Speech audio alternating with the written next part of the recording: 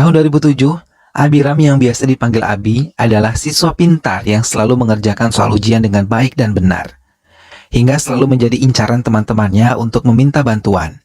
Namun ketika melihat ayahnya menerima suap, ia menyinggung ayahnya karena perbuatan itu tidak baik, hingga ia memusatkan perhatiannya untuk bisa melanjutkan sekolahnya di Amerika. Namun, Kamala, ibu tirinya, selalu mengambil hasil ujian yang dikirimkan oleh pihak sekolah luar negeri agar tidak diketahui oleh Abi. Tahun 1970, Danau Teleru adalah salah satu danau terbesar di India dan merupakan danau penting untuk memancing dan bertani. Selama lebih dari 40 tahun, danau tersebut telah dibangun di atas peternakan ikan yang sebagian besar dimiliki oleh Fani.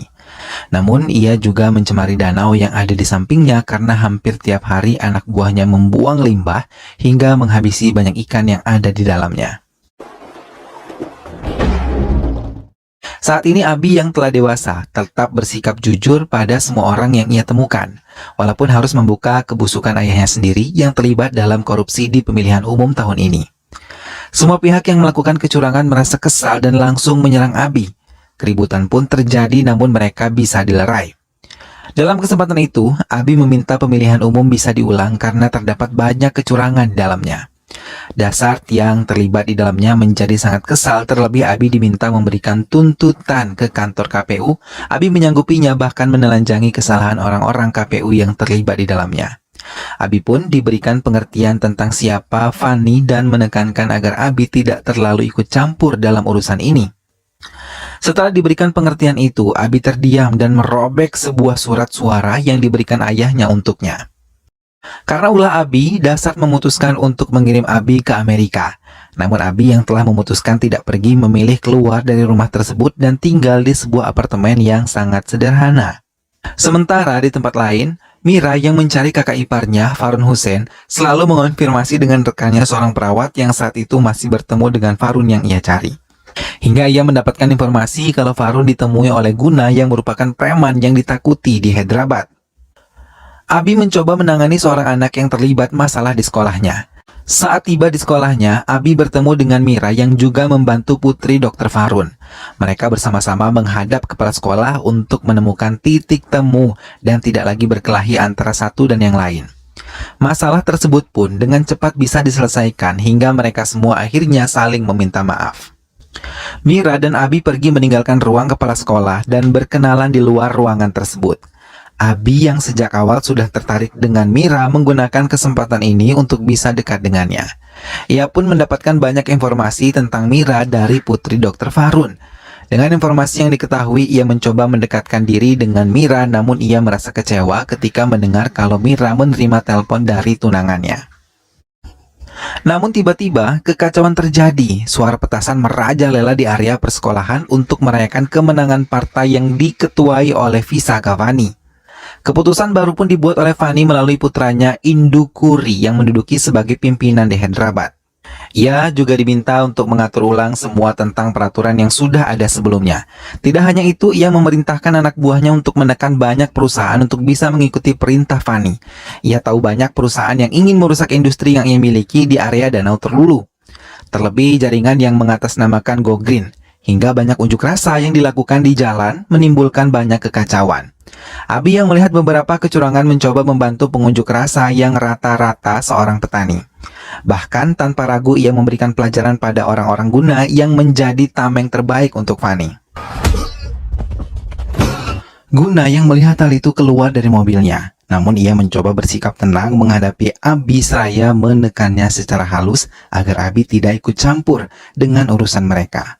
Namun Abi yang tidak takut dengan ancaman itu malah menantang balik Guna. Abi yang masih menyukai Mira merasa senang ketika tahu Mira tengah bertengkar dengan tunangannya dan tidak menolak ajakan Mira membawa anak-anak ke Suaka Burung seperti yang pernah ia janjikan. Abi menggunakan hal itu dengan baik untuk bisa mendekati Mira. Di tempat itu mereka membaur dengan penduduk lokal yang tengah melakukan festival desa. Mereka menari dan bernyanyi bersama-sama hingga membuat mood hati Mira kembali membaik. Bahkan pria yang belum pernah membaur dengan orang banyak kini benar-benar merasa senang dan melupakan sedikit kesedihan karena ayahnya belum ditemukan. Kali ini mereka menumpangi perahu hingga membuat anak-anak tersebut merasa senang. Di dalam perahunya, Mira menceritakan tentang Farun yang merupakan kakak laki-lakinya yang telah hilang selama 30 hari ini. Ia juga menangis menceritakan ketika mendapatkan informasi kalau Farun pernah bertemu dengan Guna, salah satu preman yang ditakuti di Hyderabad. Mendengar hal itu, Abi mencoba mendengarkan dengan saksama, terlebih ketika mendengar kalau laporan mereka tidak diindahkan oleh pihak kepolisian. Padahal Farun telah menghilang selama 1 bulan, hingga akhirnya Mira memutuskan untuk mengurus pria dan saudara laki-lakinya, bahkan ingin mengadopsinya. Namun tunangannya tidak setuju hingga akhirnya Mira memutuskan untuk putus darinya. Tak lama Mira mendapatkan telepon dari inspektur dan memintanya untuk datang ke kantor polisi. Mira dihadapkan dengan beberapa barang-barang milik Farun yang ditemukan oleh beberapa pemancing di Danau Teluru, namun tidak mendapatkan mayatnya. Bahkan saat mereka memeriksa tidak ada noda darah hingga inspektur memutuskan kalau Farun bunuh diri. Kedua putra dan putri menangis ketika mendengar kalau ayah mereka terbunuh. Abi mencoba menenangkan keduanya dan memberikan pengertian tentang hal yang mereka hadapi saat ini. Aksi unjuk rasa tentang Danau Teluru terus berlanjut. Hal itu membuat Abi diminta mengubah rute jalan yang akan ia ambil. Di dalam bajai yang ia tumpangi, Abi banyak bertanya pada supir bajai untuk menjelaskan apa yang terjadi di Danau Teluru. Supir bajai tersebut mulai menjelaskan karena ia adalah salah satu penduduk yang ada di dekat Teluru. Ia menjelaskan kalau sekitar 3 tahun yang lalu ada 900 petani di Teluru diberitakan bunuh diri. Namun supir bajai tersebut mengungkap mereka telah dihabisi, bukan melakukan bunuh diri. Padahal dulu Teluru adalah danau air tawar terbesar di Asia hingga banyak membantu petani dan nelayan untuk hidup. Namun saat Fani datang, ia mulai membuat umpan kolam pemancingan buatan. Ia juga menawarkan pinjaman dan sewa untuk para penduduk, hingga menjebak penduduk menjadi budak. Sampai ia membentuk kerajaannya karena dalam pembuatan kolam tersebut ikan-ikan bukan mendapatkan makanan baik, melainkan makanan sintesis yang mencemari air.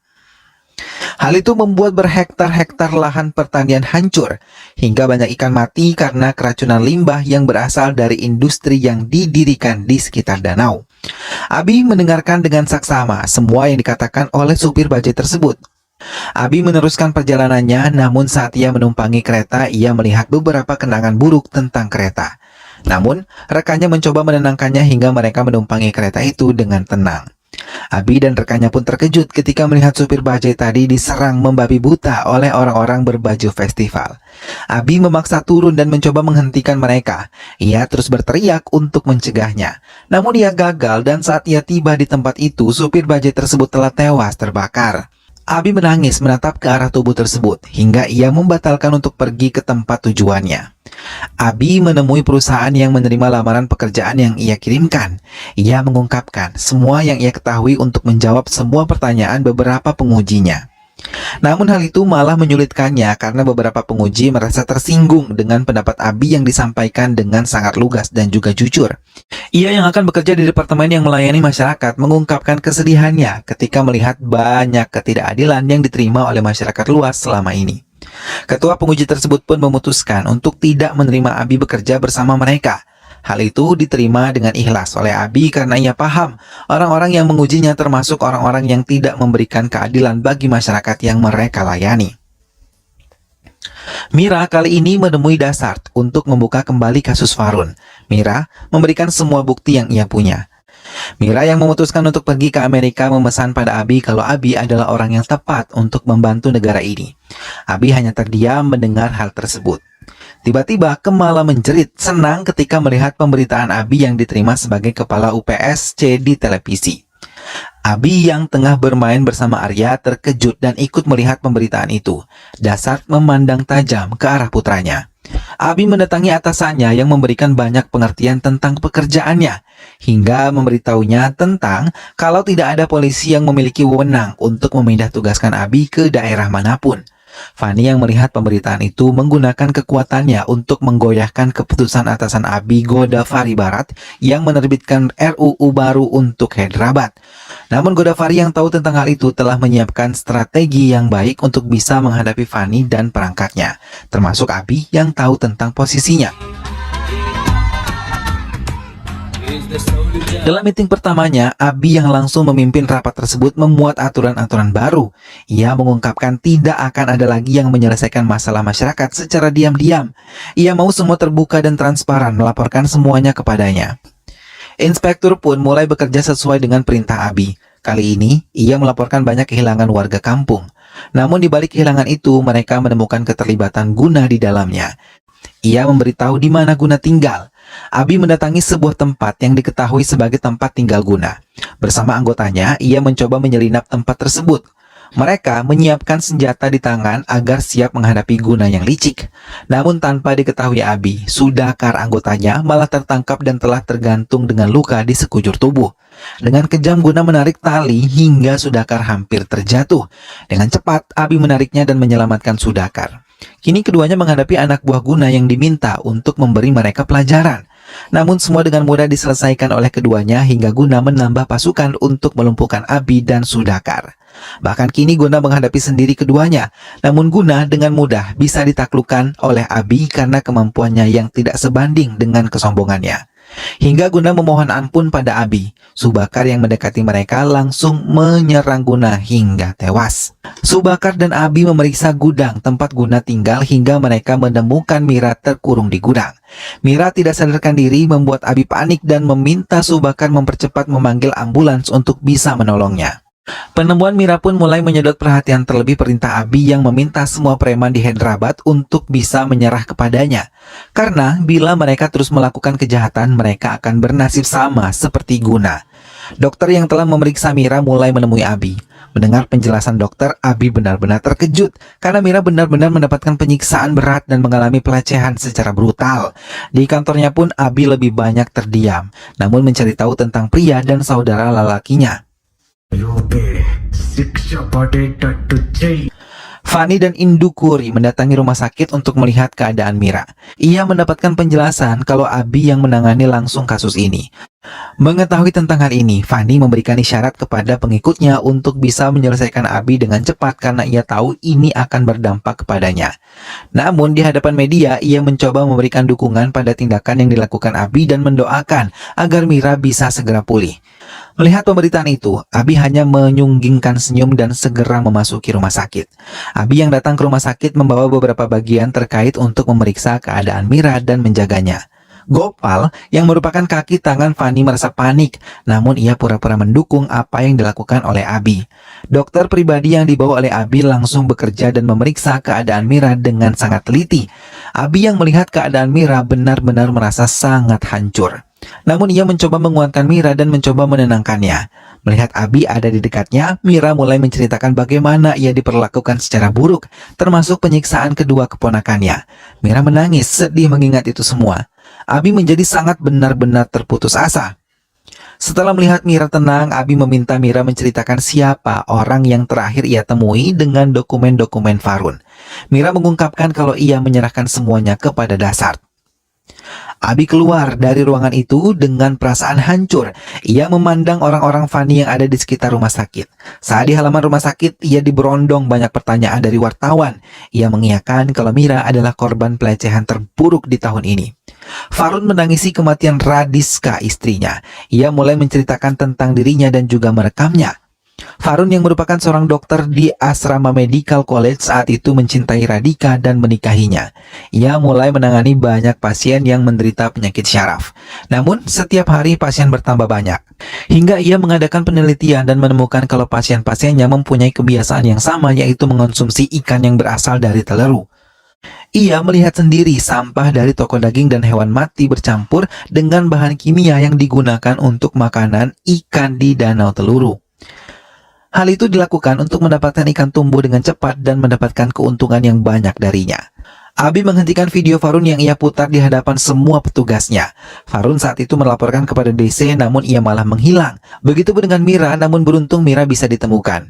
Posisi DC yang ditempati oleh Dasart membuatnya terdesak, dan Abi memutuskan untuk menskorsnya sampai penyelidikan ini dilakukan. Dasart hanya bisa terdiam menerima keputusan dari putranya sendiri. Abi menemui Fani di kediamannya. Fani dengan hati-hati menemuinya. Abi tanpa takut langsung menelanjangi kesalahan yang selama bertahun-tahun dilakukan oleh Fani. Mendengar hal itu, Fani hanya tersenyum dan mencoba membalikan beberapa fakta yang ia dengar tadi. Bahkan ia melakukan pembelaan dengan menceritakan filsafat hidup ayahnya yang merupakan pendiri partai komunis di negara ini. Namun banyak penolakan hingga akhir hayatnya. Setelah Fani berbicara, Abi mencoba mematahkan semua pernyataan yang dibuat oleh Fani kemudian pergi meninggalkannya. Thanks for your time, madam. Abi kini pergi sendiri ke Danau Teluru. Ia yang didampingi dengan jajarannya memulai program baru. Bahkan alat-alat berat telah ia siapkan untuk menunjangnya. Namun langkahnya dihentikan langsung oleh aksi bunuh diri yang dilakukan warga atas tekanan Fani. Saat itu Fani berhasil mengadu domba masyarakat dengan Abi hingga mereka berhasil ditipu dan mengikuti keinginan Fani. Abi mencoba menenangkan warga. Ia membongkar semua kebusukan Fani dan menjanjikan masa depan yang baik bagi mereka. Fani menatap tajam ke arah Abi sampai akhirnya satu persatu dari penduduk mulai sadar dan menghentikan aksi bunuh diri massalnya. Bahkan mereka membuka jalan untuk Abi agar bisa melangkahkan kakinya. Fani tersenyum mengejek ke arah Abi. Namun Gopal memberikan isyarat untuk rencana yang lain. Keributan baru pun dimulai. Abi terkejut melihat hal ini. Mereka benar-benar tidak bisa dikendalikan hingga banyak warga mengalami luka-luka akibat keributan ini. Abi mencoba membela warga dan menghalau semua penghasut di tempat itu untuk meminimalisir korban yang terjatuh. Di pihak lain, Fani tersenyum bahagia melihat keributan ini. Terlebih seorang warga terbakar hidup-hidup. Gopal malah menggunakan kesempatan itu untuk menembaki warga dan tidak peduli dengan perintah penolakan yang dilakukan oleh Abi. Fani bahagia melihat keributan itu langsung meninggalkan tempat tersebut bersama dengan mobilnya. Keributan yang menimbulkan 17 orang meninggal dan 22 orang terluka membuat Abi ditangguhkan dari pekerjaannya. Tak lama Fani menelpon dan mengejek apa yang telah menimpa Abi sekarang. Ia mengatakan akan ada banyak guna yang lahir setelah ini. Abi hanya terdiam dan memutuskan telepon tersebut. Tak lama ia mendapatkan telepon dari kakak perempuannya kalau ayahnya belum kembali ke rumah sejak pagi. Ia terkejut ketika melihat ayahnya diarak oleh warga kampung dan dipukuli. Luka pun memenuhi tubuh Dasart. Abi menolongnya dan membawanya bersama Subakar. Dalam perjalanannya ketiganya hanya terdiam hingga Dasart mulai bercerita. Ia dulu adalah kepala kontraktor yang sangat jujur dan anti menerima suap dari pihak manapun. Namun banyak yang tidak menyukainya, hingga musuh-musuh dari kalangan pejabat dan yang lain. Keberaniannya menentang ketidakadilan mirip seperti Adi. Namun akibat kejujurannya, keluarga kecilnya porak-poranda. Saat itu ketika mereka tengah berada di sebuah kereta hendak pergi ke area terpencil karena dimutasi oleh Rahul Sanggakupta, mereka berdekatan dengan preman-preman mabuk yang selalu menghina istri Dasart. Melihat istrinya dihina, Dasart tidak terima dan memilih berkelahi dengan mereka. Tanpa menyadari, istri dan putrinya dibuang oleh mereka dari kereta tersebut. Dasart dan Abi terperangah melihat hal tersebut. Semua perkelahian pun berhenti dan Dasart begitu amat terpukul, hingga ia mengetahui orang-orang itu adalah suruhan Rahul Sanggakupta yang gedungnya dihancurkan oleh Dasart. Sejak saat itu, Dasart tidak lagi bertindak jujur. Ia mulai menerima suap untuk bisa melindungi keluarganya. Abi memohon maaf kepada ayahnya. Dasart menasihatinya untuk berhati-hati agar ia tidak kalah dalam menghadapi orang-orang licik seperti Rahul yang kini menjelma menjadi Fani. Dasart mulai membantu putranya dan memberikan kesaksian di hadapan hakim saat persidangan putranya. Ia membongkar semua kebusukan yang telah dibuat Fani kepadanya, bahkan semua suap yang telah ia terima hingga semua kebusukan Fani di dalam pemilihan umum dan Danau Teluru. Saksi dari pihak Fani mematahkan semua yang dikatakan oleh Dasart, bahkan banyak yang memberatkan Dasart dengan perintah-perintah yang telah diberikannya untuk memenangkan Fani. Hal itu membuat Fani merasa menang, terlebih ketika ia memberikan kesaksian dan mengatasnamakan apa yang ia lakukan adalah untuk kesejahteraan rakyat. Persidangan ditunda. Tatapan tajam Fani menatap ke arah Dasart dan Abi sebelum ia meninggalkan ruang sidang tersebut. Abi dan kedua rekannya mulai menyusun rencana untuk bisa melawan Fani di sidang selanjutnya. Tanpa ia ketahui, semua hakim dan jaksa penuntut telah ditekan oleh menteri atas perintah Fani. Setelah penundaan sidang, kini sidang kembali dilanjutkan. Kali ini Abi berdiri mengungkapkan semua kesaksiannya di hadapan hakim. Ia mengatakan ini adalah perang antara kebenaran dan keadilan karena kejahatan telah lama bergandengan tangan dengan pemerintah pusat. Semua yang mendengar hal itu terkejut, terlebih hakim yang telah ditekan oleh Fani. Namun kata-kata Abi banyak mengandung kebenaran hingga sulit untuk mematahkannya. Selain itu, dukungan tindakan Abi berdasarkan undang-undang yang menuju pada republik yang mengusung demokrasi. Hakim mulai berbicara. Ia mempercayai bukti yang diajukan oleh Abi dan mengizinkan Teluru dikembalikan kepada warga. Fani benar-benar terkejut, terlebih ketika mendengar kalau izin Teluru akan diawasi oleh pihak Mahkamah Agung dan bantuan RBI. Semua bersorak bahagia, kecuali orang-orang Fani. Mereka benar-benar marah, terlebih ketika mendengar vonis hakim yang menghukum mereka seumur hidup karena dianggap sebagai biang masalah dalam Teluru. Danau Teluru mulai mengalami perbaikan dan dikembalikan ke fungsi awal. Fani sama sekali tidak terima keputusan ini.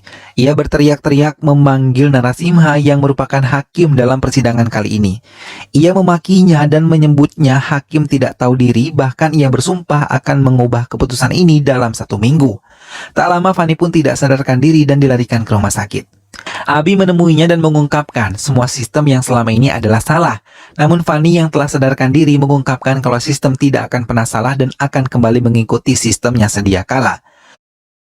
Beberapa hari kemudian, Danau Teluru mulai menjalani pembersihan setelah semua sekat pembatas dibongkar oleh pihak Abi. Namun saat Abi memeriksanya, ia memaksa orang-orang yang ingin kembali membuat pembatas. Abi mengejar mereka seorang diri. Dengan cepat orang-orang tersebut mulai menyerang Abi, tapi Abi tidak mau menyerah dan terus mengejar mereka hingga ke perkampungan. Ia bertanya pada semua penduduk kampung, namun tak satu pun mau berbicara. Sampai kepala desa itu malah memaki Abi hingga perseteruan kembali terjadi.